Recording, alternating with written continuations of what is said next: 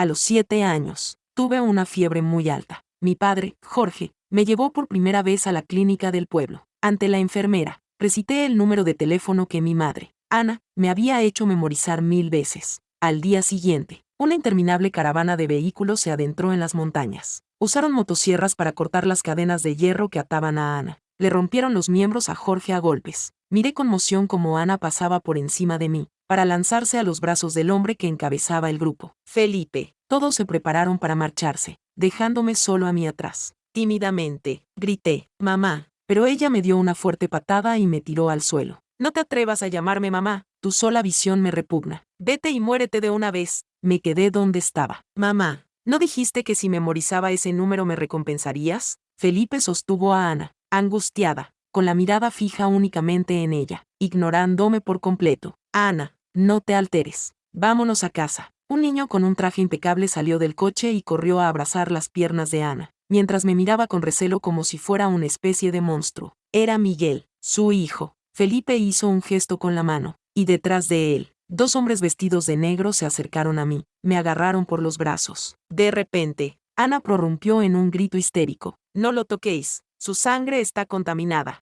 Los hombres de negro se detuvieron. Uno de ellos sacó de algún lugar una gran jaula metálica, usada para transportar mascotas. De la jaula colgaba un comedero que desprendía un olor acre y húmedo. Abrieron de golpe la puerta de la jaula. Me agarraron bruscamente y me empujaron dentro. Miguel me señaló desde fuera y le preguntó a Felipe, ¿este monstruo también viene a casa con nosotros? La puerta de la jaula se cerró de golpe ante mis ojos. Me trataron como a un animal y me metieron en el maletero de un todoterreno. El convoy recorrió carreteras de montaña accidentadas. Mi cabeza no dejaba de golpearse contra los barrotes de la jaula. La herida de mi frente se abrió, y la sangre se mezcló con el sudor, entrándome en los ojos. Dolor y escozor. Mi estómago se revolvió violentamente, y vomité por todo el suelo. A mitad de camino, el convoy se detuvo para descansar. Un conductor mayor abrió el maletero y me vio en la jaula. Probablemente sintió lástima. Abrió una botella de agua y pretendió ofrecerme un trago, pero Felipe lo detuvo con una mano, lanzándole una mirada fría. ¿Quién te ha pedido que te entrometas? La mano del conductor se retiró bruscamente. No se atrevió a decir ni una palabra. La puerta del maletero se cerró de golpe, y el último destello de luz se desvaneció. No sabría decir cuánto tiempo duró, pero el vehículo finalmente se detuvo. Me sacaron a rastras del maletero. La jaula de hierro cayó al suelo con un golpe sordo. Ante mí se alzaba un edificio que nunca había visto, una estructura parecida a un palacio. Miguel sostenía con orgullo la mano de Ana. Bienvenida a casa. Mamá, papá y yo hemos limpiado tu habitación hasta dejarla impecable. Luego me miró por encima del hombro, con voz rebosante de satisfacción. No queda ni rastro de villanos en el interior. Todos se agolparon alrededor de Ana al entrar en la luminosa villa. La puerta principal se cerró lentamente ante mí, encerrado en la fría jaula de hierro. Fui olvidado en el patio. La noche se hizo más profunda, cada vez más fría. Al acercarse el amanecer, un hombre con uniforme de mayordomo abrió la jaula. Me sacó a rastras y señaló un cobertizo oscuro y húmedo junto a la villa. A partir de ahora vivirás aquí. Percibí el olor del moho espeso y rancio que emanaba del interior. Las telarañas se aferraban a las esquinas. El mayordomo señaló de nuevo la puerta principal de la villa, bien cerrada, sin permiso. Tienes prohibido poner un pie en la casa principal. ¿Entendido? Asentí con la cabeza. Dentro del cobertizo solo había una cama de hierro fría. Una fina capa de paja cubría el somier. Ni siquiera había una manta. A través de la ventana cubierta de polvo, podía ver la sala de estar de la casa principal, brillantemente iluminada. Miguel estaba sentado frente a un objeto negro que brillaba. Sus dedos bailaban sobre él, emitiendo un hermoso sonido que nunca había oído antes. Era un piano. Ana y Felipe estaban sentados en el sofá junto a él, mirándolo con ternura. Felipe incluso cortó un trozo de fruta y se lo llevó a los labios de Ana. En el rostro de Ana había una sonrisa que nunca había visto en las montañas. Mi estómago rugía de hambre, retorciéndose en oleadas de dolor. Recordé cómo, en las montañas, cuando Ana estaba de buen humor, me cantaba una nana para que me durmiera. Inconscientemente, empecé a tararearla yo también. La música del piano en la sala se detuvo abruptamente. Ana se agarró la cabeza de repente y soltó un grito agudo. «Deja de cantar. Es la voz del diablo. Deja de cantar». La puerta de la sala se abrió de golpe. Miguel salió corriendo, con el rostro desencajado por la furia. Me empujó con fuerza al suelo. Un libro de música que llevaba en la mano se estrelló contra el suelo y cayó a mis pies. «Todo es culpa tuya. Has vuelto a hacer daño a mamá a propósito. Me veía como el enemigo que había arruinado su familia perfecta. Desde ese día, nunca más me atreví a tararear esa canción. A altas horas de la noche, hambriento más allá de lo soportable, me deslicé silenciosamente en la cocina de la casa principal. Junto al cubo de basura había un trozo de lo que parecía un hermoso pastel, con pulpa amarilla en la parte superior. Probablemente era para Miguel, pero a él no le gustaba, así que lo tiraron.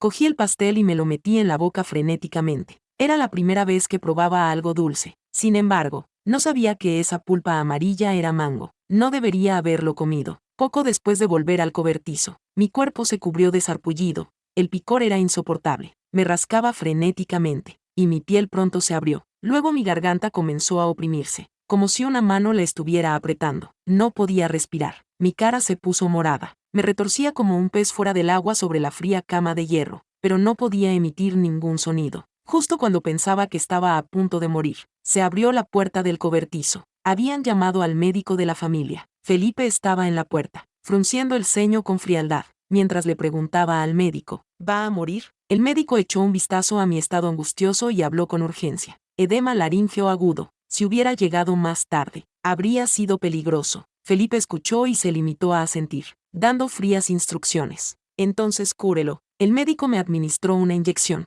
La aguja me perforó la piel dolorosamente, y el líquido frío entró lentamente en mi cuerpo. Tras recibir la respuesta negativa, de que no moriría, Felipe se dio la vuelta y se marchó, sin volver a mirarme. Yo yacía en la cama, con el cuerpo ardiendo, hasta que caí en la inconsciencia, en una neblina. Sentí como si hubiera vuelto a aquella clínica de pueblo, una y otra vez. Murmuraba para mí mismo. Mamá, me lo he memorizado. Hay una recompensa. Al día siguiente, me desperté. El ama de llaves me dijo que había sido Ana quien, al enterarse de mi alergia al mango, había enviado al médico. No sabía cómo se había enterado. Su mirada era compleja, desprovista de emoción. Al mediodía, Ana hizo que la cocina preparara especialmente un pudín de mango. Miguel llevó el pudín por el camino hacia la casa principal mientras yo limpiaba. Accidentalmente, lo dejó caer a mis pies. El pudín amarillo se derramó por todas partes, desprendiendo un aroma dulce y fragante. Ese aroma me llenó de nostalgia y temor. Ana estaba de pie no muy lejos, mirándome con frialdad.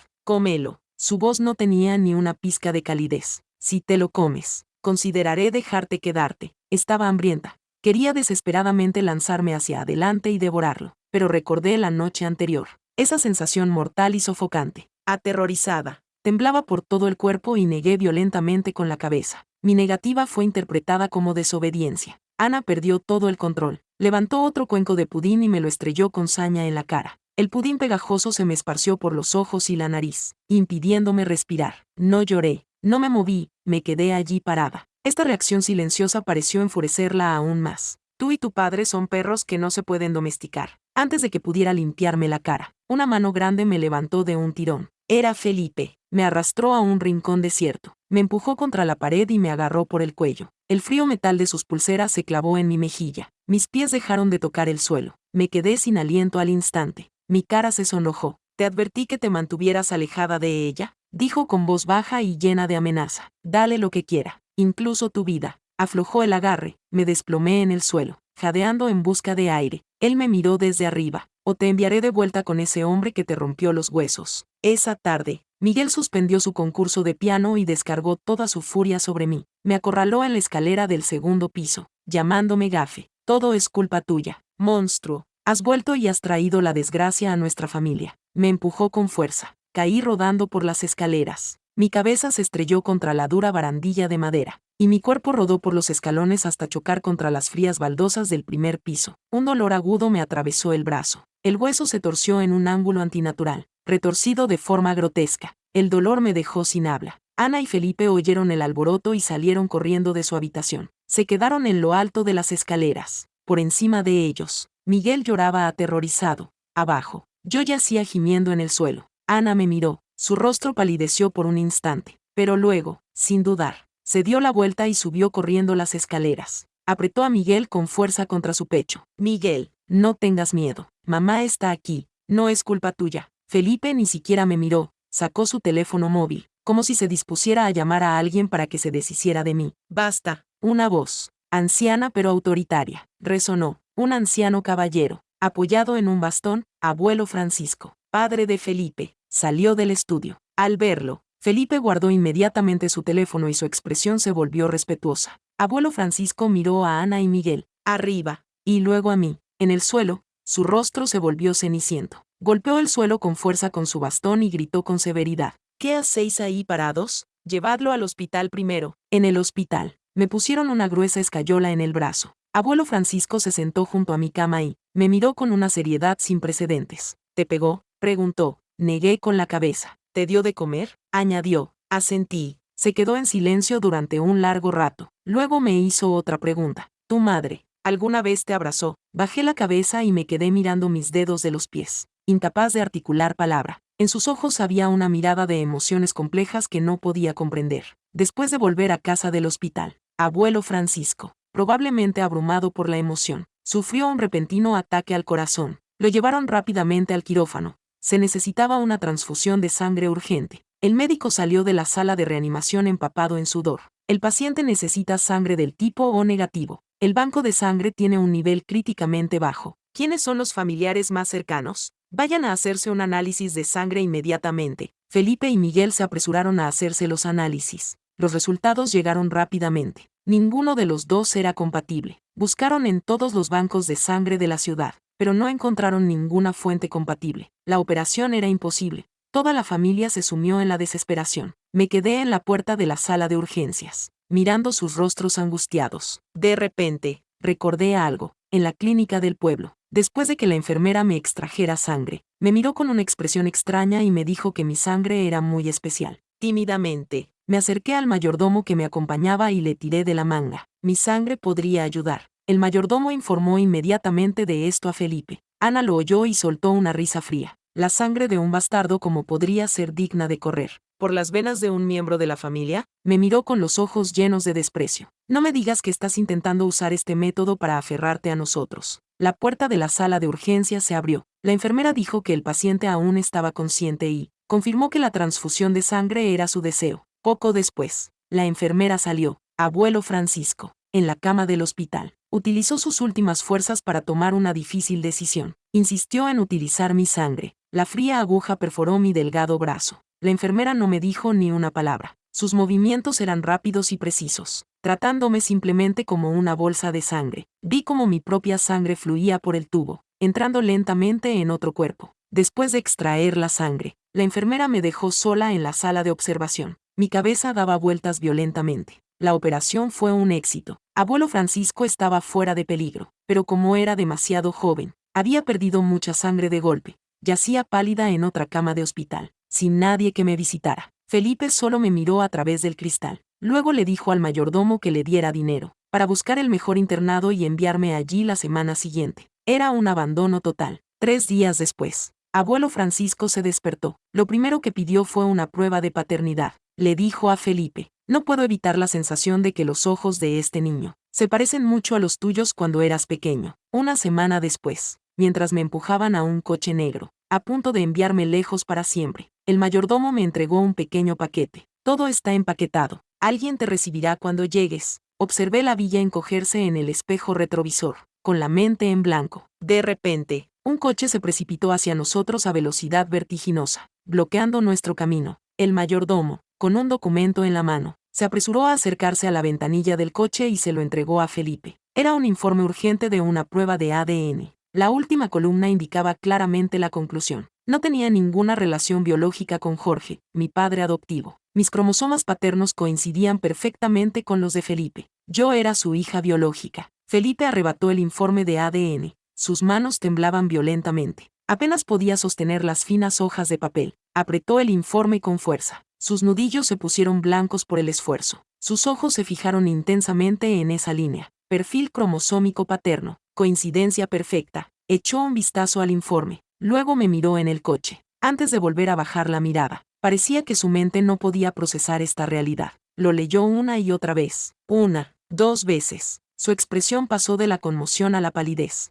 hasta adquirir finalmente un tono ceniciento mortal. Giró la cabeza bruscamente, mirando a través de la ventanilla del coche a mi figura frágil y aterrorizada dentro, cubierta de cicatrices. De su garganta emergió un sonido menos que humano. No era ira, sino el más extremo y desgarrador remordimiento y agonía. Ana, al ver su reacción, Se lanzó también hacia adelante para arrebatarle el informe. En el instante en que leyó su contenido, todo su cuerpo se paralizó, retrocedió un paso, sacudiendo la cabeza sin cesar. Imposible. Su voz era un mero susurro, ahogada por el terror. Esto no podía ser real. El tiempo parecía haberse detenido. Sus labios se movieron, pero no salió ningún sonido. Luego soltó un grito de agonía tan desgarrador, que sus ojos se pusieron en blanco y se desplomó en el suelo. El caos se apoderó de la escena. Felipe corrió como un loco y abrazó a Ana inconsciente. Se volvió hacia el conductor y gritó: «Da la vuelta al coche y vuelve a la villa. Llama al médico. Trae a todos los médicos que haya». Su voz estaba llena de un pánico sin precedentes. Habiendo perdido por completo su habitual compostura, Miguel estaba completamente atónito por este repentino giro de los acontecimientos. Me señaló, con los labios temblorosos, y le preguntó a Felipe, tartamudeando: «Papá,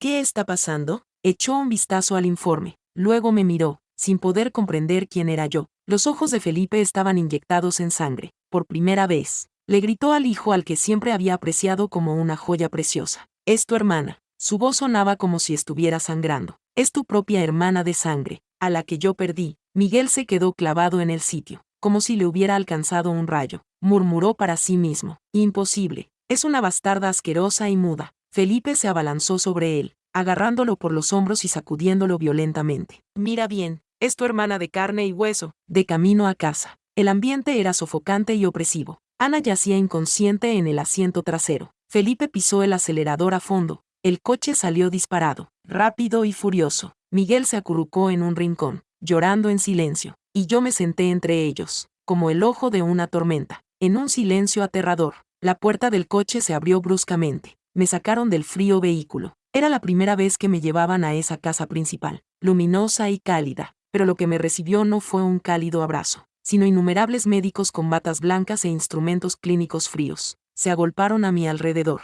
examinándome y sacándome sangre, como si estuvieran estudiando un espécimen raro y frágil. Escuché cómo discutían sobre mi desnutrición y mis antiguas lesiones, fracturas crónicas en las costillas, atrofia estomacal por inanición prolongada. Me senté entumecida e inmóvil. Un estruendo retumbó en el pasillo. El puño de Felipe se estrelló contra la pared. El yeso blanco se desmoronó en copos, y la sangre brotaba entre sus dedos. Sin embargo, no sentía dolor. Le gruñó a su mayordomo de confianza: «Busca a todas las personas involucradas en aquel entonces. No se salvará ninguno». Hizo una pausa. Su voz resumaba odio entre dientes apretados. «Encuentra a ese traficante que le rompió las extremidades. Haz que desee estar muerto». Desde el húmedo y lúgubre cobertizo, me trasladaron al segundo piso de la villa, a la habitación de princesa más grande y espléndida. La habitación estaba repleta de juguetes exquisitos que nunca había visto antes. El armario estaba lleno de todo tipo de hermosos vestidos de princesa. En el centro de la habitación había una preciosa caja de música. Al abrirla, una pequeña figura con un vestido giraba y bailaba al son de una música encantadora. Sin embargo, solo la escuché durante un segundo antes de volver a cerrarla. El mayordomo intentó enseñarme a manejar un coche teledirigido. Me hizo una demostración mientras el vehículo en miniatura corría por el suelo. Yo me limité a mirar, sin mostrar ninguna reacción. El mayordomo finalmente se rindió y se retiró con un suspiro. Extendí la mano para tocar una falda de tela sedosa, pero la retiré como si me hubiera quemado. Solo me atreví a encogerme en el rincón más alejado de la habitación. Esas cosas me aterrorizaban. Después de que Ana despertara, se encerró en su habitación. No comía ni bebía, ni veía a nadie. De vez en cuando podía oír sollozos reprimidos que provenían de dentro. A veces el sonido de algo rompiéndose. El mayordomo dijo que lloraba allí todos los días. Su cordura estaba al borde del colapso, incapaz de afrontar el hecho de haber maltratado personalmente a su hija biológica, perdida hacía mucho tiempo. Felipe comenzó a intentar torpemente ser amable conmigo. Él mismo me traía comida exquisita que nunca había visto antes, servida en platos preciosos. La comida olía deliciosamente, pero no me atrevía a comerla. Lo miré y recordé cómo me había estrangulado. Retrocedí aterrorizada. Me llevó la cuchara a los labios. Instintivamente, abrí la boca. En el momento en que la comida tocó mi lengua, mi estómago se revolvió violentamente. No pude contenerlo. Vomité sobre su caro traje. Se quedó paralizado. El ama de llaves se acercó para limpiarlo, pero él le hizo un gesto para que se marchara. Intentó hablar, movió los labios, pero no le salió ni una sola palabra. Se limitó a mirarme fijamente, con los ojos llenos de angustia. Miguel no sentía más que hostilidad y celos hacia mí. Creía que le había robado a Felipe, que yo era la causa del insoportable sufrimiento de Ana. Se colaba en mi habitación y usaba unas tijeras para destrozar todos mis vestidos nuevos. También echaba sal en mi agua cuando yo no miraba. Tomé un sorbo y me atraganté violentamente por el sabor extraño. Él se quedó mirando en la puerta, con el rostro retorcido por la satisfacción vengativa. Más tarde, volvió corriendo, fingiendo que había tirado accidentalmente mi vaso de agua. La taza se rompió en el suelo. Se burló con frialdad. Ni siquiera puedes sostener un vaso con firmeza. ¡Qué inútil eres! Cuando Felipe descubrió esto, castigó a Miguel severamente por primera vez. Le confiscó el piano más preciado y lo confinó en su habitación durante un mes. Era la primera vez que le levantaba la voz. Se formó una profunda brecha entre padre e hijo. Empecé a tener pesadillas noche tras noche. En ellas, siempre estaba en las montañas con Jorge, sus miembros rotos, y veía a Ana recogiendo piedras y aplastándolas con saña contra mi cabeza. A menudo me despertaba en plena noche, emitiendo gemidos inconscientes. Una noche, Felipe, probablemente al oír mis sollozos, abrió la puerta y entró. Intentó actuar como un padre, abrazándome para consolarme, pero en el momento en que su mano tocó mi hombro, comencé a temblar violentamente. Recordé su amenaza de estrangularme, sus palabras sobre enviarme de vuelta. Un chorro caliente brotó incontrolablemente. Me oriné por todo su costoso traje. Su cuerpo se congeló, ante mi terror y este desastre total en casa. Felipe se sintió impotente por primera vez. Una impotencia que ni el poder ni el dinero podían resolver. No se marchó, simplemente se sentó en mi puerta fría y se quedó allí toda la noche. Su espalda era una imagen de agotamiento y desesperación. En casa trajeron al mejor psicólogo familiar. El médico intentó aconsejarme. Quería que hablara. Con delicadeza, me preguntó mi nombre, lo que me gustaba. Incluso sacó una preciosa muñeca para regalármela. La muñeca llevaba un vestido de encaje y tenía ojos de cristal azul. Intentó ponérmela en las manos, pero no la cogí. Dejé que cayera sobre la alfombra entre nosotros. Luego trajo pinceles y papel. ¿Puedo hacer un dibujo? Puedes dibujar lo que quieras. Pero hacia todos los desconocidos sentía una extrema desconfianza. Me limité a abrazarme las rodillas, mirando la muñeca sin decir una palabra. Un domingo por la tarde, me senté en la alfombra del salón, debajo de la enorme lámpara de cristal. Por alguna razón inexplicable, se estrelló con un estruendo ensordecedor. La lámpara se hizo añicos no muy lejos de donde yo estaba sentada. En ese instante, todo sonido cesó. Incluso podía oír las partículas de polvo flotando en el aire. Luego mi grito rompió el silencio. Me derrumbé en el acto, gritando. Me arrastré a 4 patas debajo de la mesa. Me acurruqué en posición fetal, temblando por todo el cuerpo. Mi boca repetía una frase sin control. Lo he aprendido. Mamá me dará una golosina. Lo he aprendido. Hay un regalo. Mi reacción desquiciada congeló a todos los presentes. El mayordomo, Felipe y Miguel, que acababa de bajar las escaleras. Era la primera vez que presenciaban tan claramente y de forma tan directa el abuso grabado profundamente en mi alma. Ana, que se había escondido arriba en su habitación, oyó mis desgarradores llantos y finalmente bajó corriendo las escaleras. Me vio acurrucada debajo de la mesa, temblando incontrolablemente. Al final, sus piernas cedieron y se arrodilló en el suelo, extendiendo la mano hacia mí a través de las patas de la mesa. Con el rostro surcado por las lágrimas, murmuró con la voz quebrada. Lo siento, cariño, el bebé de mamá. Lo siento, es culpa de mamá. Intentó arrastrarse hacia mí, raspando el suelo con las rodillas y emitiendo sonidos débiles, pero su aparición solo intensificó mi reacción. Ver su rostro me trajo de vuelta las piedras, que me lanzó y la patada en el estómago, con la cabeza. Golpeé violentamente la pata de la mesa que tenía al lado, golpe tras golpe, hasta que la sangre brotó de mi frente. ¡Rápido! ¡Sacadla!, gritó Felipe. Él y Miguel se apresuraron a acercarse, intentando frenéticamente sacarme de debajo de la mesa, pero temerosos de hacerme daño. Felipe me hizo una promesa desesperada. Cariño, no tengas miedo. Papá te comprará dulces. Papá te llevará a jugar. Esas palabras sonaban huecas e impotentes, sin ofrecer ningún consuelo. Miguel, por primera vez en mi presencia, mostró una expresión de miedo y desconcierto. Hermana, no hagas esto. Deja de golpearte la cabeza. Al final, Felipe solo pudo ordenar al mayordomo que se llevara a la fuerza a Ana, destrozada emocionalmente. Él mismo se arrodilló en el frío suelo, repitiendo una y otra vez con la voz más suave que había tenido nunca. No tengas miedo. Papá está aquí. Nadie volverá a hacerte daño. El médico me administró un sedante, incluso en mi estado de somnolencia. Apreté los puños con fuerza y fruncí el ceño. Felipe permaneció velándome junto a mi cama. Contempló la herida reciente en mi frente y el yeso que aún cubría mi brazo. Extendió la mano para tocarme la mejilla, pero le temblaba incontrolablemente en el aire. Finalmente, Me abrió suavemente el puño cerrado y encontró una pequeña piedra redonda, acurrucada en mi palma,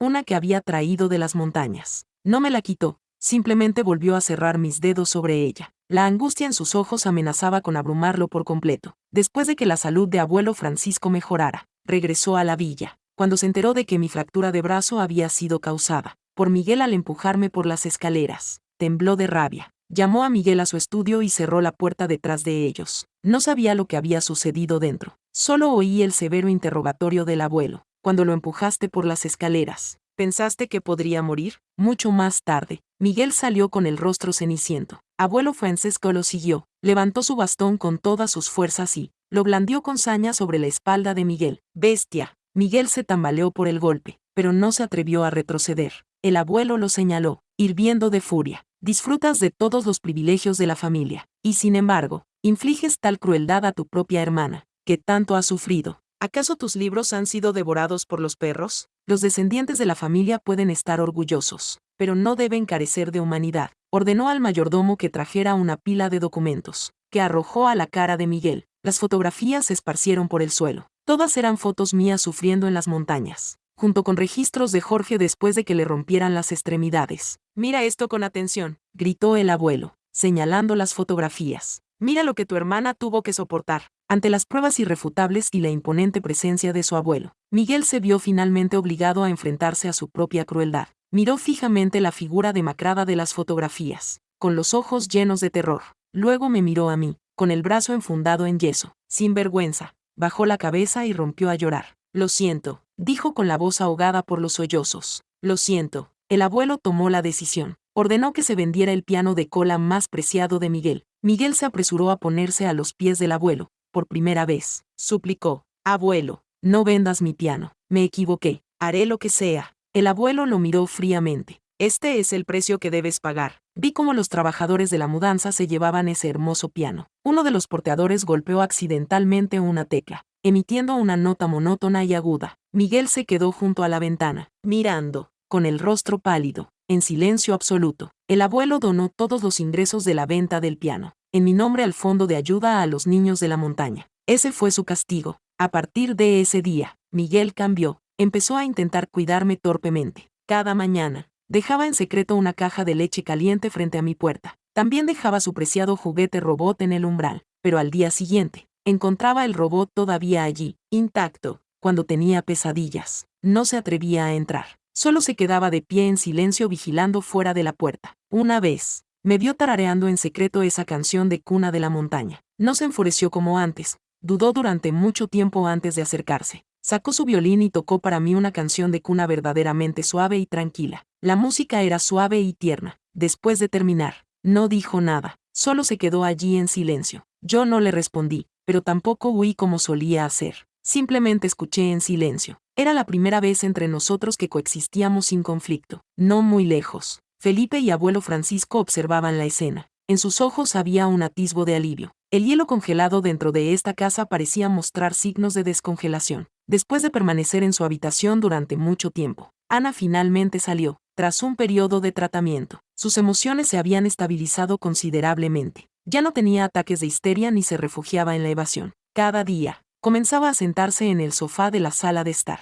a una distancia considerable de mí, simplemente observándome en silencio. Yo fingía no darme cuenta, pero podía sentir su mirada fija en mí, un peso que me oprimía hasta el punto de que apenas podía respirar. Cuando salía al patio, ella me observaba a través de la ventana de cristal. Si cogía un libro, pedía al mayordomo que le trajera uno también. Era una imitación silenciosa y torpe, un acercamiento tentativo, sin atreverse a acercarse, sin hablar ni acercarse. Empezó a aprender a cocinar. Hacía que el mayordomo le trajera las únicas verduras silvestres que yo podía comer de niña. Las picaba finamente y las cocinaba a fuego lento hasta convertirlas en una pasta. Su cocina era horrible, amarga y astringente. Nada que ver con el sabor que recordaba. Intentaba ajustarla a diario. A veces añadía sal, otras azúcar, pero el sabor seguía siendo peculiar. Sin embargo, persistía, cocinándola todos los días. Cada día, primero daba un gran bocado ella misma. Luego me observaba en silencio, con un atisbo de esperanza en los ojos. Un día, finalmente reunió el valor y trajo ese cuenco de gachas de verduras silvestres, de color verde oscuro y olor extraño, acercándose lentamente a mí paso a paso. Mi estómago,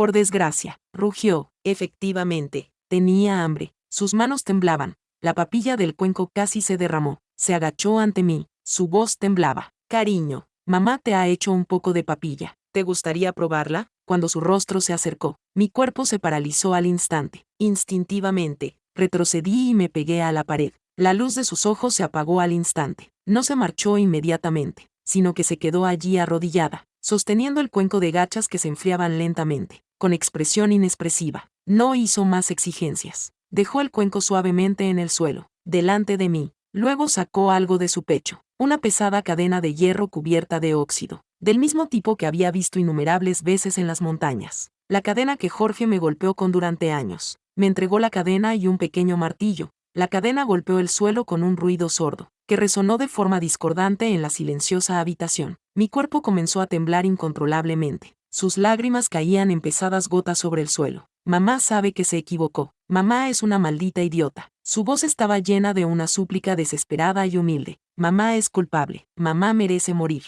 Pégame, pégame con esto. Igual que él me pegó hace tantos años. Me agarró la mano e intentó que cogiera el martillo. Pégame, pégame. Mamá se sentirá mejor. Si no, mamá se volverá loca. Deja que mamá pague su deuda. Te lo ruego. Pégame. Así estaremos en paz. ¿Lo harás? Me quedé mirando aquella fría cadena de hierro, aún manchada de sangre roja oscura. Era suya, pero al mismo tiempo, sentía que también era mía. Sentía el pecho pesado y oprimido. No cogí el martillo, tampoco toqué la cadena, solo negué con la cabeza. Luego huí de ella. Solo quería escapar de ese dolor sofocante. Oí detrás de mí sus incontrolables sollozos de pena. Felipe, que no sé cuándo había llegado, se quitó su abrigo y se lo puso sobre los hombros temblorosos de Ana. Le susurró, no lo asustes. Ana, no debemos asustarla más. Miró mi espalda mientras me alejaba y suspiró suavemente. Tómatelo con calma. Se lo debemos. Pasaremos toda la vida pagándolo. Un año después, gracias a la terapia continua y al cuidadoso apoyo de mi familia, finalmente dejé de tener pesadillas todas las noches.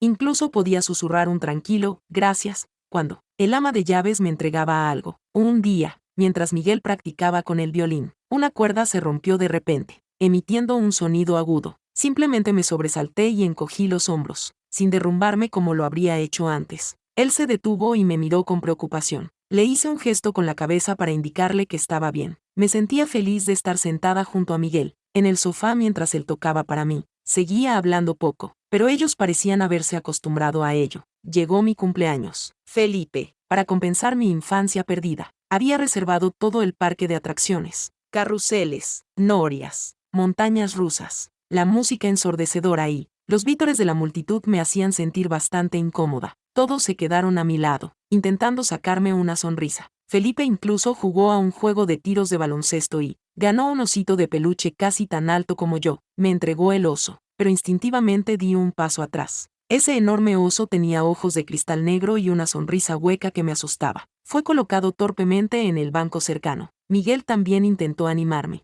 El tío vivo no da miedo. ¿Sabes? ¿Quieres que me monte contigo? Al ver que negaba con la cabeza, le susurró a Felipe. Papá, a mi hermana quizá no le gusten las cosas tan grandes. Mientras contemplaba aquellas máquinas enormes y ruidosas, solo el miedo llenaba mis ojos. Ese día no pronuncié ni una sola palabra, no completé ni una sola vuelta. Esa noche, Felipe se sentó junto a mi cama. Su rostro mostraba un desánimo que nunca había visto antes. Se agachó y, por primera vez, me miró a los ojos como a un igual. Me preguntó qué recompensa deseaba. Dijo que si se lo pedía, me daría cualquier cosa. La palabra, recompensa, me hizo vacilar. Permanecí en silencio durante mucho tiempo. Me acerqué a la ventana y apoyé la palma de la mano contra el frío cristal. Levanté el dedo y señalé hacia afuera. En la calle, no muy lejos, una niña con una mochila escolar agarraba las manos de sus padres, reclamando su atención. Tropezó y cayó. Su padre la levantó inmediatamente y le limpió con delicadeza el polvo de las rodillas. Lo observé durante un buen rato. Luego me volví para mirar a Felipe. Con una voz que apenas había pronunciado una palabra en el último año, articulé 3 palabras claras. Quiero ir al colegio. Felipe se quedó paralizado. A su lado, Ana y Miguel también se quedaron paralizados. Pude ver la conmoción en sus rostros, desconcierto y un atisbo de confusión. Me habían preparado innumerables joyas, tarjetas de crédito ilimitadas, acciones de la empresa.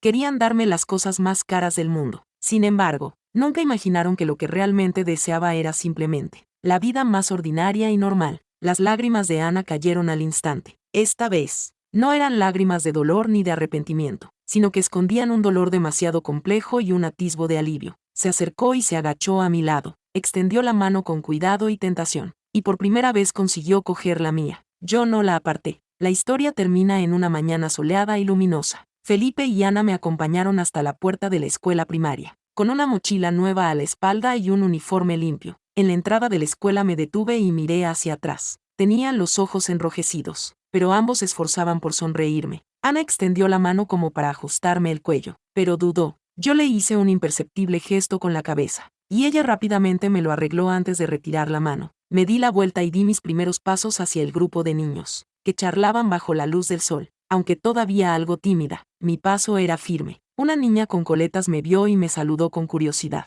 No respondí, pero tampoco aparté la mirada. Esa fue la primera recompensa que elegí para mí misma.